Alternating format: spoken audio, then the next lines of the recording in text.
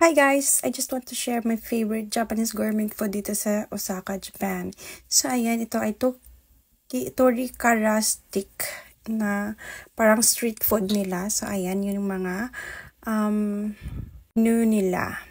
Ayan. So yung binili ko is yung pinakamalaki na guys. The mega size. So 1,600 yen yun. Naka-box yun. So parang ginawa ko na din kasi siyang ulam, ganon. Ginagawa ko siyang ulam minsan. Yan yung mga sauce nila, guys. Yung favorite sauce ko dito is yung sweet chili sauce. Ayan yung hinawakan ko. Ayan, sweet chili sauce yan.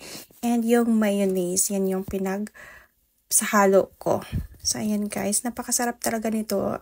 Favorite ng mga kaibigan ko din. So, ayan, pag lagi kami nagpupunta dito sa Namba, hindi namin nakakaligtaan na bumili talaga dito, guys.